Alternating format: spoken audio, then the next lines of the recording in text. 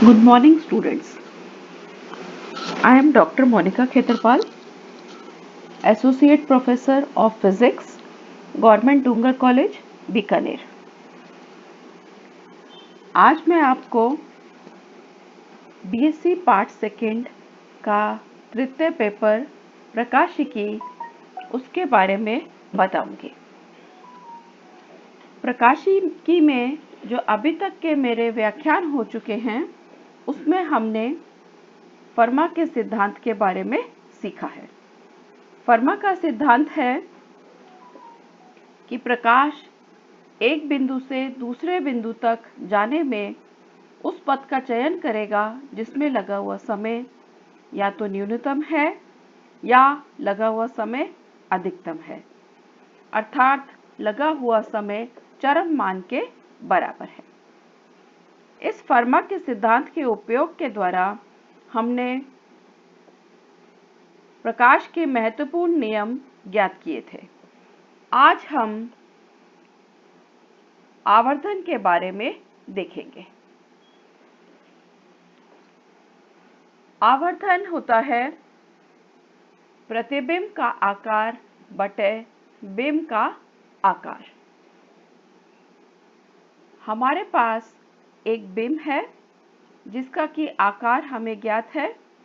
कोई भी गोलीय पथ हम लेंगे, गोलीय अपवर्तनांक सतह हम लेंगे, अगर प्रकाश उसके ऊपर आपतित होता है, आपतित होने के पश्चात उसका अपवर्तन होता है।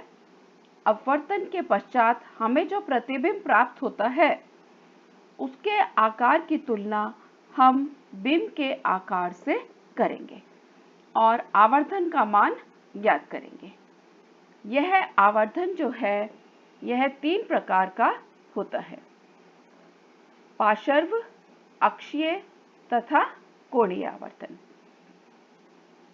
यह तीनों आवर्धन निकालने के लिए हमने यहाँ पर यह एक गोलीय सतह मानी है LMN, जिसका कि ध्रुव M है। इस गोलीय सतह का वक्रता केंद्र है C। मेरे पास वक्रता त्रिज्या मैंने मानी है यहाँ पर कैपिटल R के बराबर। वक्रता त्रिज्या होती है ध्रुव तथा वक्रता केंद्र के मध्य की दूरी। तो यहाँ पर मेरे पास दूरी MC बराबर मैंने कैपिटल R इस चित्र में दर्शाई है। LMN के एक तरफ का माध्यम बाईं तरफ का माध्यम है जिसका कि अपवर्तनांक मैंने माना है μ1। इसके राइट हैंड साइड का जो माध्यम है वह भिन्न है, इसका अपवर्तनांक हम ले रहे हैं μ2 के बराबर। LMN के मुख्य अक्ष के ऊपर मैंने A बिंदु के ऊपर एक बिंब लिया है AB, जिसकी की ऊंचाई है h1 के बराबर। अब इस बिंब से जो प्रकाश उत्सर्जित हो रहा है, उसको मैंने 2 रेखाओं द्वारा चित्र के अंदर दर्शाया है। पहली रेखा ये जो B बिंदु से आ रही है, इसको हमने एक तीर द्वारा दर्शाया है। यह गोलीय सतह से अपवर्तन के पश्चात C बिंदु जो कि वक्रता केंद्र है से सीधी निकलती हुई Q बिंदु के ऊपर आती है। अब दूसरी प्रकाश किरण जो कि A बिंदु से निकल रही है, इसको मैंने दोहरे तीर के निशान द्वारा दर्शाया है। यह गोलीय सतह LMN से टकराती है। यहाँ से टकराने के पश्चात अपवर्तन के बाद P बिंदु पर आती है।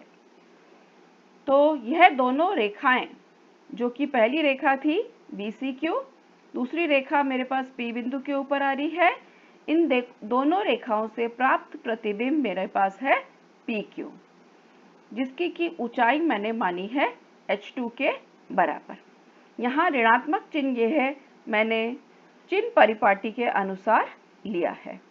जो हमने बिंब माना था AB, इसकी ऊंचाई है मेरे पास h1 के बराबर। अतः आवर्धन का सूत्र आ जाएगा प्रतिबिंब की ऊंचाई बटे बिंब की ऊंचाई ऊंचाई के मान रख दें h2 और बिम की ऊंचाई है हमारे पास h1। तो पार्श्व आवर्धन इसको हम mt द्वारा निरूपित करते हैं। पार्श्व आवर्धन को हम ट्रांसवर्स मैग्निफिकेशन कहते हैं, इसलिए यहाँ पर हम mt से इसको द्वारा दर्शाते हैं। तो mt का मान मेरे पास आ गया h2 बटे h1। अब पार्श्व आवर्धन का जो मैं सूत्र है इसको मैं बिंब प्रतिबिंब दूरी के मान में निकालूंगी, अर्थात बिंब का जो हम दूरी मान रहे हैं गोलीय सतह से वो हम लेते हैं u और प्रतिबिंब की दूरी हम लेते हैं v। बिंब की जो दूरी है उसको चिन्ह परिपाटी के अनुसार मैंने -u से यहाँ पर दर्शाया है। चूंकि मैंने बिंब को रखा था a बिंदु के ऊपर, a से m की दूरी आ गई -u और प्रतिबिंब बन रहा है मेरा p बिंदु के ऊपर, तो मेरे पास दूरी mp का मान आ गया v के बराबर। अब मैं दो समरूप त्रिभुज ले रही हूँ। पहला त्रिभुज है ABC, दूसरा त्रिभुज यहाँ पर मैं आपको दिखा रही हूँ, ये त्रिभुज है PQC। इन दोनों त्रिभुजों के अंदर मेरे पास ऊंचाइयां हैं, पहले त्रिभुज में PQ और इस त्रिभुज में है AB। तो यहाँ पर मैंने लिया है PQ बटा AB और इस त्रिभुज का आधार है PC और दूसरा जो त्रिभुज है ABC, इसका आधार यहाँ पर हमें दिख रहा है, यह है AC के बराबर। अब चित्र से हम मान रखेंगे। PC का मान हम चित्र द्वारा देख सकते हैं, यह बराबर है MP माइनस MC और AC का मान है AM प्लस MC। AM का मान मैंने रखा है -u और MC है मेरे पास R। इसी प्रकार MP और MC के मान रखने पर यहाँ पर ये आ गया मेरे पास V minus R upon -u plus R। और PQ और AB यह प्रतिबिंब की और बिंब की ऊंचाइयां है। तो यह मान मेरे पास दूसरे समीकरण के प्रकार प्राप्त हुआ। अब हमें पता है कि गोलीय पृष्ठ के लिए बिंब प्रतिबिंब संबंध होता है μ2 upon v minus μ1 upon u बराबर μ2 माइनस μ1 अपॉन r।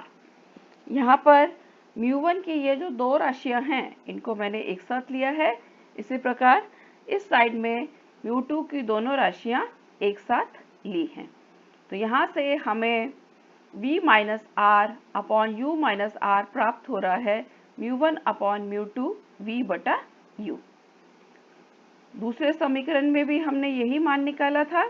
तो ये दोनों दूसरे और तीसरे समीकरण बराबर हैं और पहला समीकरण है मेरे पास h2 अपॉन h1 के बराबर। तो इन तीनों समीकरणों का उपयोग करके मैंने आवर्धन का मान निकाल लिया mt बराबर μ1 अपॉन μ2 इंटू v बटा u। ये मेरे पास पार्श्व आवर्धन का मान आ रहा है। इसमें हमने जो बिंब लिया था वह मुख्य अक्ष के ऊपर लिया था, तो उसका जो प्रतिबिंब हमें प्राप्त हो रहा था वह मुख्य अक्ष के नीचे, जिसकी हमने ऊंचाई -h2 मानी है, प्राप्त हो रहा था। अब मैं दूसरा आवर्धन जो कि है अक्षीय आवर्धन, इसका मान ज्ञात करूंगी।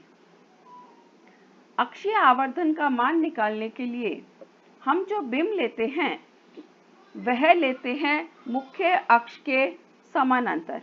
तो हमें जो प्रतिबिंब प्राप्त होता है वह मुख्य अक्ष के ऊपर ही समानांतर ही प्राप्त होता है।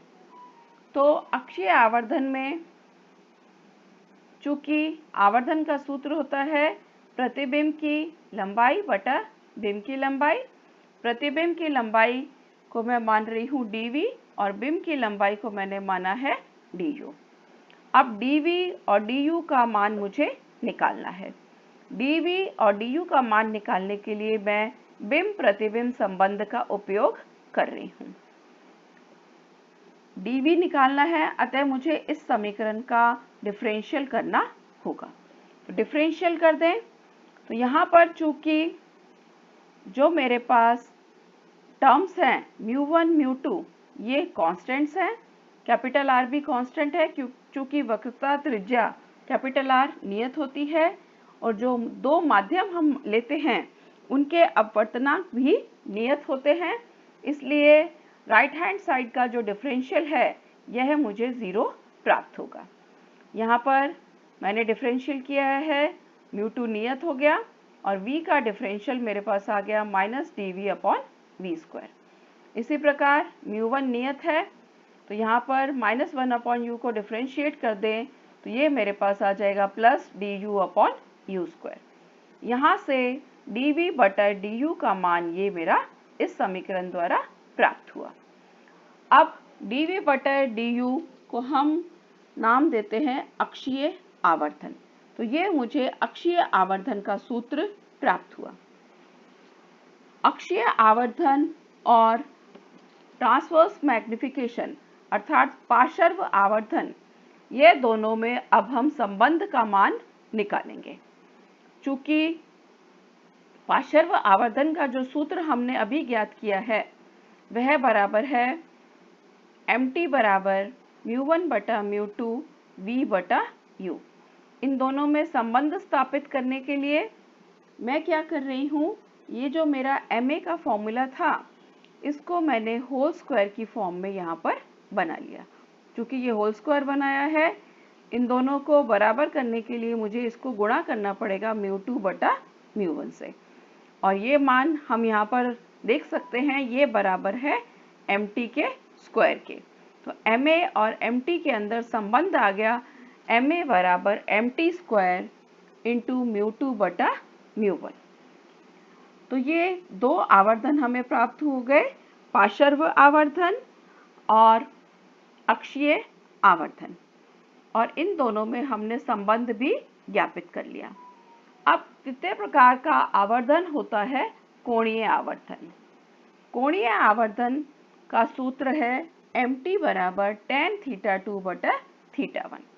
यहाँ पर ये जो कोण हैं θ1 और θ2 ये क्या हैं, आपतित किरण, ये हमने आपतित किरण ली थी, जैसे ये मुख्य अक्ष के साथ कोण बना रही है, हम मान ले θ1 के बराबर।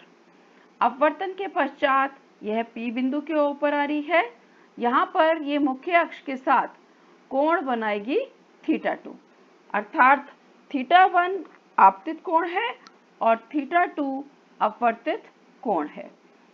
इन दोनों की हम स्पर्शज्या का मान निकाल रहे हैं। तो mθ का मान है परावर्तित कोण, जो कि कोण है परावर्तित किरण और मुख्य अक्ष के मध्य का कोण, उसकी हम स्पर्शज्या निकालें। इसी प्रकार हमने स्पर्शज्या निकाली है आपतित किरण और मुख्य अक्ष के बीच के कोण θ1 की।